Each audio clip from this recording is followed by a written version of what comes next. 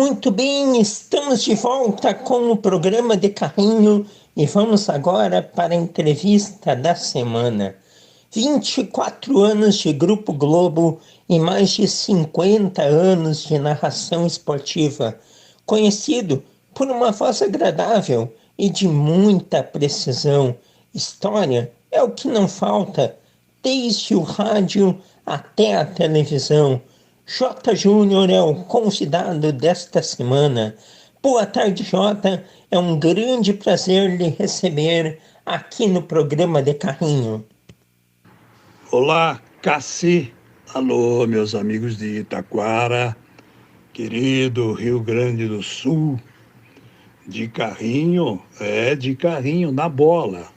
É o programa que eu, com muito prazer, estou participando do meu amigo Cassi. Muito obrigado, viu, Cassi? Muito obrigado pelo convite, pela deferência. E vamos conversar, vamos bater papo. Com certeza, vamos bater papo. Prazer enorme estar te recebendo, Jota, uma referência da narração esportiva da TV brasileira. E temos aí toda uma carreira de, olha, sem falsa modéstia, das melhores que um locutor pode ter. São aí mais de 50 anos de narração esportiva. Grande J. Júnior, grande J. Júnior. Você é de Americana, São Paulo. Portanto, conta um pouco sobre o seu início de profissão, como que os caminhos te levaram para a locução esportiva. Inicialmente,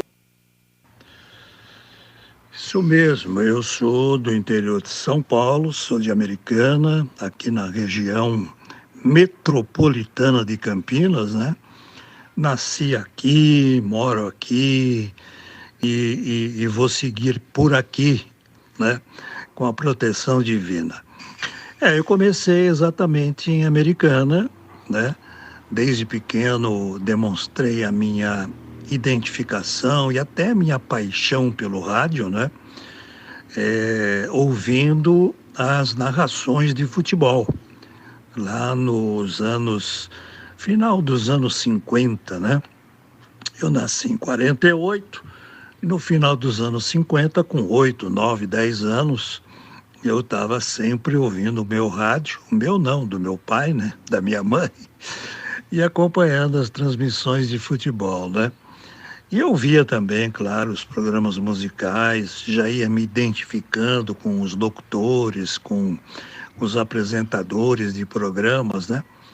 O rádio me chamou realmente muita atenção, até que com 20 anos eu comecei a trabalhar aqui na Rádio Clube de Americana.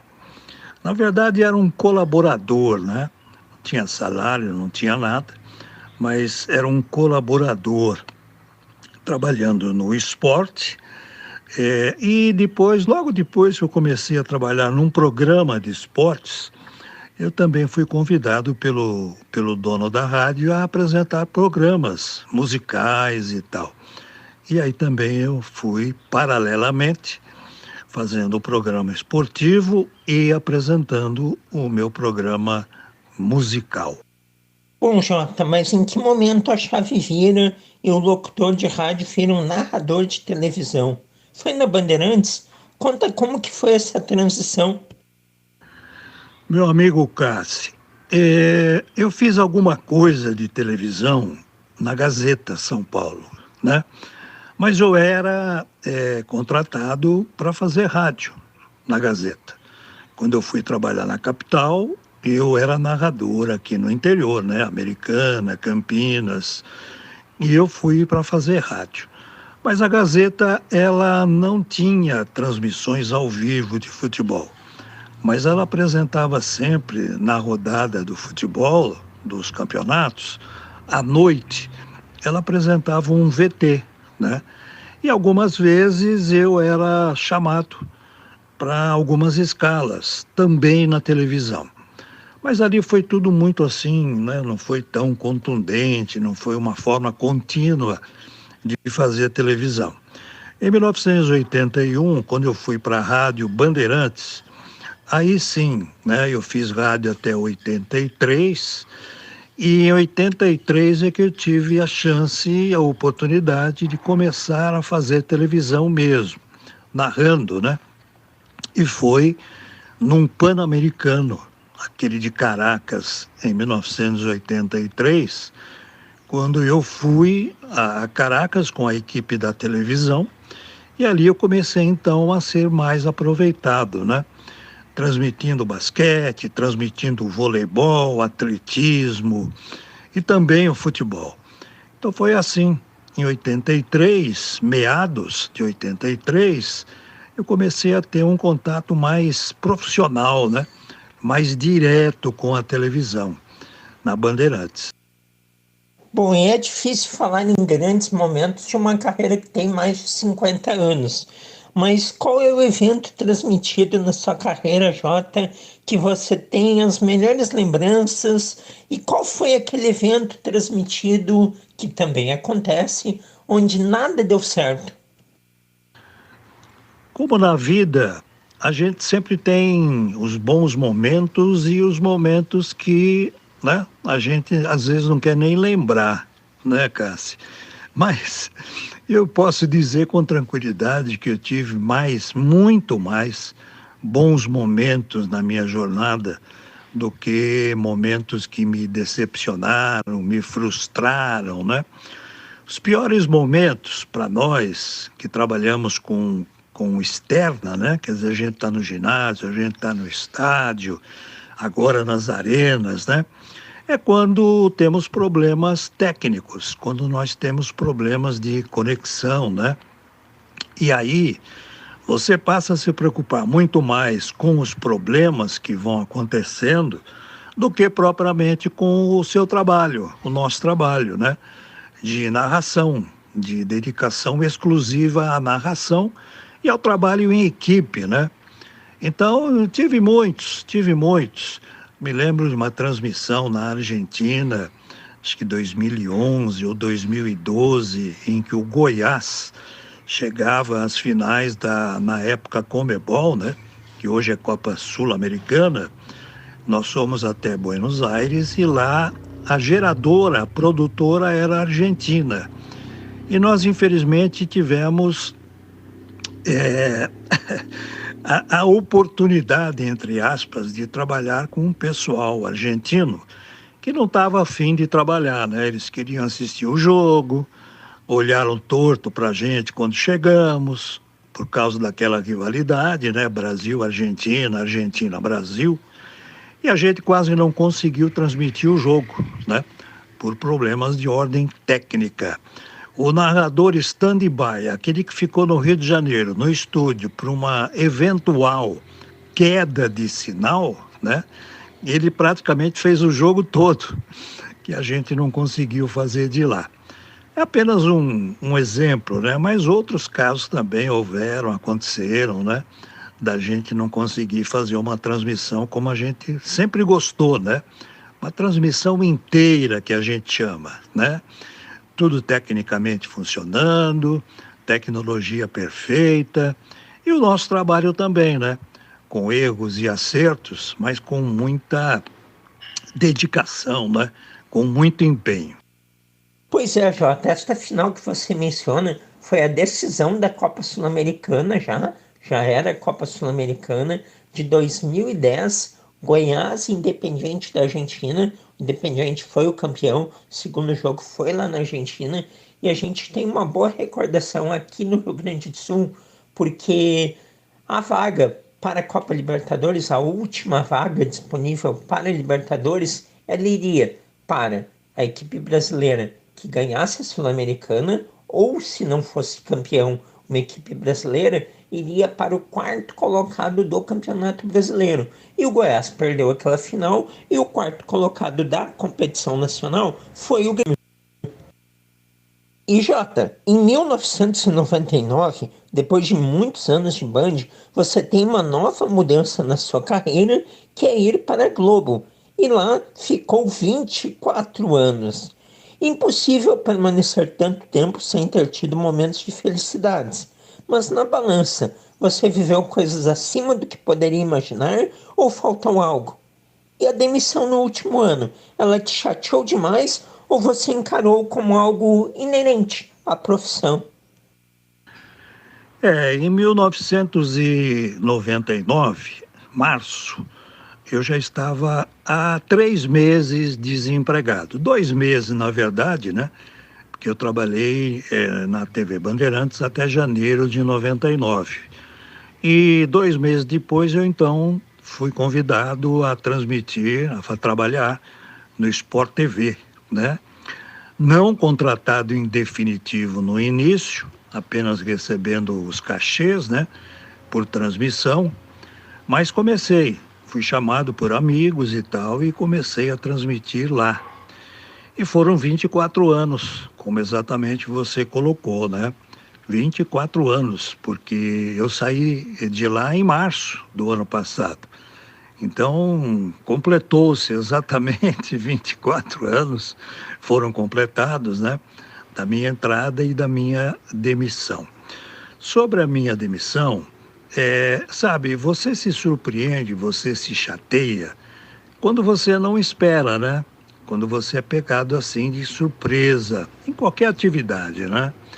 Mas lá não, lá eu já percebia que alguns anos antes, eles já estavam fazendo uma reformulação e, claro, os mais velhos de casa, os que tinham mais idade, fatalmente seriam tirados do esquema, né? Seriam excluídos com as demissões. Então eu já esperava, assim como outros companheiros também, né? Posso citar aqui o Maurício Noriega, meu grande amigo, companheiro, grande parceiro de muitas jornadas, né? Noriega também estava esperando pela reformulação que estava acontecendo, entendeu? Então não foi assim, não me chateou, não me impactou nada. Eu fiquei chateado quando eu percebi lá atrás, né, 2018 para 2019, que a gente já estava sendo colocado à margem dos principais eventos, dos grandes eventos e tal. Mas não posso reclamar não, porque em 24 anos, e até então, até 2018, partindo para 2019, eu fui muito prestigiado na emissora, né?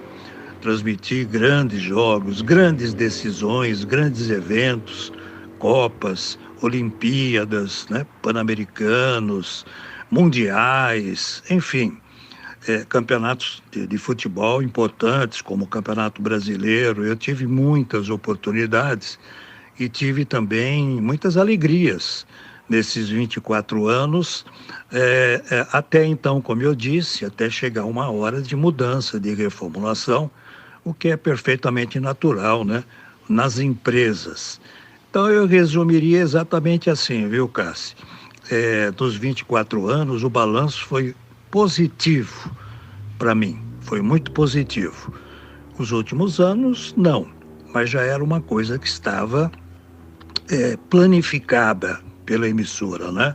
Já estava desenhada. Então era uma questão de tempo apenas que eu e alguns colegas fôssemos demitidos, excluídos. Você me entende? Entendo, e é uma pena que isso aconteça nas empresas, e como você mesmo disse, ficam as boas lembranças e os grandes momentos vividos, pois foi uma história muito grande e que tem que ser enaltecida. Bom, Jota, e um elogio histórico de suas narrações é a precisão, narrar corretamente os fatos, com dicção clara e detalhes nas informações, sem precisar aumentar e diminuir o tom, em uma época em que o entretenimento está tão em alta no ramo. Você acha que esse nível de narração mais técnica está sendo deixado de lado pelas empresas? Sobre o que você coloca, né, sobre o meu estilo de narração, a minha característica, que também foi de outros grandes colegas e continua sendo em alguns exemplos, né, é exatamente isso. Houve um momento que a televisão de uma maneira geral, né, entendeu que o locutor técnico, o locutor que se prendesse unicamente, né, vamos dizer assim, a identificação dos jogadores, a pontuar o que estava acontecendo nas imagens para o telespectador. A televisão entendeu que o mundo estava mudando, né? E ainda está mudando, né? O mundo e como, né? Mas entendeu que precisaria de entretenimento para as transmissões de futebol, para os programas de estúdio, né? E foi o que aconteceu, né? Aí as mudanças começaram a ser implantadas, profissionais com uma tendência a se identificar com o entretenimento começaram a ser aproveitados, né? Eu procurei da maneira que eu pude, porque cada um tem as suas características, né? Eu procurei da maneira que eu pude aliar ao aspecto técnico da transmissão, da narração, né, básico, fundamental. Eu procurei também entreter um pouquinho a quem me acompanhava, né? Mas não ia chegar nunca ao que alguns colegas hoje fazem, né? Porque é uma questão até de individualidade, né? Alguns têm muita tendência a serem assim, né? Opa, na boa e tal, levando mais para o lado da brincadeira, do entretenimento, né? Das tiradas. E eu não conseguiria fazer isso. Ou se fizesse, se tentasse, eu ia me sentir muito ridículo, né? Porque ia violentar o meu eu, né? A minha maneira profissional de trabalhar. Mas isso não é crítica, não, a quem faz. É que foi mudando mesmo, entendeu? E claro que eu entendi, nós que somos dessa linha, também entendemos e fomos ocupando o nosso espaço até onde fosse possível, né? E isso é que foi acontecendo. Ainda existe uma objeção de muitos telespectadores sobre o entretenimento nas transmissões, ou até eu diria um excesso, né, de preocupação com o entretenimento nas transmissões, nos programas. Claro que tem a objeção. Como também tem objeção dos mais novos, da garotada aí da nova geração, que prefere exatamente mais o entretenimento, né, do que propriamente um trabalho técnico, um trabalho ali que se prenda somente à identificação dos jogadores e, né, descrever o lance, pontuar melhor, pontuar mais. É tudo uma questão de gosto, de preferência, né? Mas sim, mudou. Mudou bastante e isso todo mundo está vendo, né, Cássio?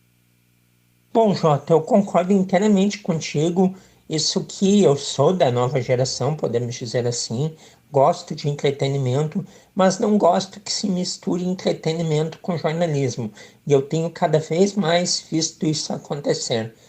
O futebol é um grande entretenimento? É, mas o que ocorre dentro dele é informação e assim deve ser tratado para o público, ainda mais em se tratando de algo que mexe com a paixão das pessoas. E o futebol tem este poder, a paixão clubística ela é muito forte, portanto o torcedor merece este respeito. Estamos aqui conversando com o J. Júnior, narrador, mais de 50 anos de televisão, 24 apenas de Grupo Globo. E Jota, você tem um clube de coração revelado? Se sim, como é a transmissão de um jogo em que ele está envolvido? É tranquilo separar a emoção da razão? Te pergunto porque, principalmente em confrontos em que há torcidas dos dois lados, há uma necessidade grande de manter a isenção, não é? Sobre clube de coração, todo mundo tem, né? Quem não tiver um clube de coração e trabalhar na área de comunicação esportiva, né, tá mal encaixado, né? Não tá no lugar correto, não é mesmo? Então todo mundo tem. E eu desde pequeno sempre me identifiquei muito com o Palmeiras, né? E me apeguei muito também ao clube da minha cidade, o Rio Branco, o Tigre aqui da Paulista, como é chamado, aqui em Americana, porque ele teve 16 anos participando da série de elite do Campeonato Paulista, né? E antes disso já tinha um histórico, né, de grandes confrontos com Corinthians, com Palmeiras, com São Paulo em jogos amistosos e, evidentemente, com êxito, né? Então, o Rio Branco, pela tradição, tive dois tios que jogaram pelo Rio Branco, eu tive um irmão que foi diretor do Rio Branco, de futebol. Então, eu vou dizer, ser sincero, eu sempre me dividi na emoção com o Palmeiras e com o Rio Branco. Mas devo confessar que com o Rio Branco, como praticamente eu não transmitia os jogos do Rio Branco, né? Eu sofria até mais, porque eu ficava sabendo o resultado bem depois, né? Agora é fácil pela internet, mas você ficava sabendo só algumas horas depois. E quando o Rio Branco não vencia, dava um cutucãozinho aqui no meu coração, entendeu? Já em relação ao Palmeiras, como eu sou de uma escola de narração, né, de futebol, onde era imperioso, é esse o termo que eu uso, que você fosse neutro, né? Por onde eu passei, por onde eu trabalhei, então foi mais fácil até de congelar um possível sentimento, né, de paixão, de amor pelo Palmeiras. Então, eu sempre tive na escola da narração, duas torcidas estão te ouvindo, né? Preferencialmente. E há também aqueles que não torcem nem para um nem para outro, mas que estão ali, que merecem atenção, merecem, né, toda a atenção, todo o respeito. Então, eu sempre pensei assim, né, que eu estava transmitindo para duas torcidas. Não interessasse se uma era maior que a outra, né? Então eu fazia isso e sempre fiz isso. Então nunca tive problemas em relação ao Palmeiras. Eu só vou fechar aqui esse item falando de um jogo Brasil e Paraguai, que foi no Maracanã, que eu vibrei muito num gol do Paraguai, porque foi um gol maravilhoso, né? E recebi críticas depois por ter me exaltado tanto num gol na seleção, um gol feito na seleção brasileira, né? Então eu fiquei feliz, né? Porque falei, puxa vida, então eu estou fazendo certo. Não estava falando só para brasileiros, né? E o gol contamina, né? O gol contagia, o comunicador, contagia a todos, né? E foi assim. Certamente, Jota, e se lhe criticaram por narrar bem um gol, é porque você fez muito bem o seu trabalho. Bom, Jota, já que você tem um coração metade palmeirense, acredito que tenha ficado feliz no final do ano com o título brasileiro do Palmeiras, conquistado de forma improvável em um campeonato que se desenhava para o Botafogo. E Jota, como é narrar em tempos de VAR? Atrapalha muito para o narrador que precisa passar a emoção do que está rolando e muitas vezes o lance ocorrido acaba não sendo validado. O VAR realmente complicou a nossa vida, né? A nossa vida de locutor, de narrador, né? A gente no começo ficou naquela, vamos gritar o gol naturalmente, como se estivesse valendo, né? Olha a que ponto a gente chegou.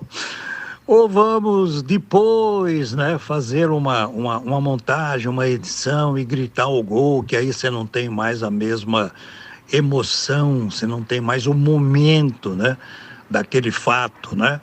Realmente complicou muito. Eu vejo hoje que a maioria dos colegas, né, eu agora parei, estou aposentado, mas a maioria dos colegas está preferindo gritar o gol, naturalmente, como se ele realmente já estivesse valendo, né? Sendo que depois o VAR pode dizer que não valeu, tá vendo? É complicado sim, mas eu ainda sou pelo momento. Você tem que relatar a emoção do momento. E se o gol aconteceu, é o maior momento, né, de um jogo de futebol, né? O gol. Então a gente tem que ir por esse caminho. Quando colegas narradores que estão começando, né, os jovens, eu recomendo isso. Depois, se o VAR disser que não valeu, aí é outro registro jornalístico, aí é outra coisa, né? É melhor mesmo privilegiar sempre a emoção do momento. É o que, digamos, menos prejuízos vai trazer, já que o VAR, que deveria ajudar em alguns casos ajuda, em tantos outros atrapalha. Bom, Jota, e o que você tem feito neste momento e quais os planos para o futuro? De que forma aí o público pode te acompanhar? Meu amigo Cassi, o meu momento agora, né, eu vou usar um termo aqui que muita gente está usando, né? Eu estou num momento sabático, né? Sabe aquele negócio sabático? Os que podem dizem assim, parei, vou ficar 2 anos parado e tal, né? Os que têm estrutura, retaguarda financeira para isso, né? Eu estou num momento sabático. Eu creio que não voltarei a transmitir futebol pela televisão, né? Por vários aspectos e principalmente pela idade, né? Hoje, e principalmente pelo que está acontecendo hoje, né, que dá-se preferência ao entretenimento, não é o meu estilo, né? Então eu acho que eu estou num ano aí, vai fazer um ano agora em março, né, que eu fui demitido, que eu parei de narrar pela televisão e estou recebendo aí alguns convites, algumas sondagens e tal, mas eu acho que já dei a minha contribuição, né? E vou fazer um outro trabalho agora voltado para as mídias sociais aí, como a gente chama, né? Estou engatilhando aí um podcast, acho que até o final de fevereiro a gente já vai estar atuando, já vai estar fazendo, e estou fazendo isso. E estou atendendo com muito prazer, né, os amigos, né, do ramo, como é seu caso, viu, Cassi? Eu não me nego nunca não posso, não quero. Quando realmente eu estou impossibilitado de atender a algum pedido para entrevista, ou seja lá o que for, eu já me preocupo em reagendar, entendeu? Então as pessoas às vezes falam, vamos fazer dia tal, e nesse dia tal eu já tenho compromisso, ou não posso. Aí eu digo assim, vamos marcar para um outro dia, já vamos deixar marcado, porque eu faço questão de atender, entendeu? Então eu estou nessa. Vamos ver agora na virada de 2024, né? Já virou, né? Por que caminhos eu vou trilhar, viu, Cássio? É uma notícia maravilhosa saber que o podcast está saindo do forno. Com certeza iremos lhe acompanhar, que logo, logo aí esteja em todos os lares brasileiros, levando muita comunicação, pois o povo sente saudades de Jota Júnior. E foi um prazer enorme te conhecer, Jota. Nunca havíamos conversado, você foi de uma generosidade incrível, educação, atenção, tudo que você falou aí na última resposta, realmente posso atestar. Parabéns, Jota. E o programa De Carrinho, aqui da Rádio Taquara, do Rio Grande do Sul, do canal De Carrinho no YouTube, agradece muito a sua presença, a sua participação com a gente. E para finalizar, você costuma acompanhar o futebol gaúcho com atenção? Tem alguma lembrança bacana de uma transmissão daqui? Grande abraço, fica com Deus e até uma próxima. Sobre o futebol gaúcho, né? Como um profissional da comunicação e há muito tempo, né, Cássio? Claro que eu sempre voltei minhas atenções para o futebol gaúcho, né? Sempre. Sempre ouvi muito, ainda no tempo da AM, né? Quando eu aqui em Americana à noite, eu ouvia perfeitamente Guaíba, Gaúcha, ouvia muito as rádios do Rio Grande do Sul, né? As rádios de Porto Alegre, essas rádios que têm uma história maravilhosa, que são tão importantes, né? E vou te dizer mais, quando começou a Copa do Brasil, 1989, né? Acho que é isso. A TV Bandeirantes começou a transmitir a Copa do Brasil sozinha. Ninguém se interessou. A Globo se interessava e se interessou apenas pela decisão, pela final. O SBT não quis, a Record não quis. E a Bandeirantes começou a fazer a Copa do Brasil. E eu me lembro de ter ido a Porto Alegre, né, principalmente para jogos do Grêmio, lá no saudoso Olímpico, muitas e muitas vezes. Muitas vezes. Eu fui tanto a Porto Alegre a partir da Copa do Brasil 89, que eu já conhecia praticamente todos os funcionários ali do Olímpico, entendeu? Sabia o nome, eles já sabiam o meu nome. Eu chegava, ele, pô, tá de volta, legal e tal, entendeu? Então, e o futebol gaúcho, com a sua tradição, com o seu potencial, né? Ele não pode ser nunca deixado de lado, absolutamente. Então, eu sempre olhei o futebol gaúcho, sim, com muita atenção, com muito carinho, né? E tive também vários amigos que jogaram pelo Grêmio, jogaram pelo Internacional, alguns até trabalharam comigo, né? Na Bandeirantes, como comentaristas. Eu cito como exemplo aqui o Batista, né? Grande Batista, quantos jogos eu fiz com ele, com o Batista, nas transmissões, né? Do Premier, do Sport TV. Mas é isso, viu, Cássio? Muito obrigado pela oportunidade. Mais sucesso ainda para o De Carrinho, para o seu programa, para as suas atividades. E de longe, estou torcendo muito por você e pela sua equipe, tá bom? Você está voando e cada vez voará mais alto. Um abração, meu amigo. Tudo de bom. Fiquem todos com Deus. J. Júnior foi pé quente na Copa do Brasil de 89, hein? Primeira Copa do Brasil, o título foi do Grêmio e o J. Júnior transmitiu boa parte das partidas do Grêmio em Porto Alegre. Muito legal. Vocês ouviram aqui no programa de hoje o grande J. Júnior. Mais uma vez, um grande abraço a ele, o entrevistado desta semana aqui do programa de Carrinho.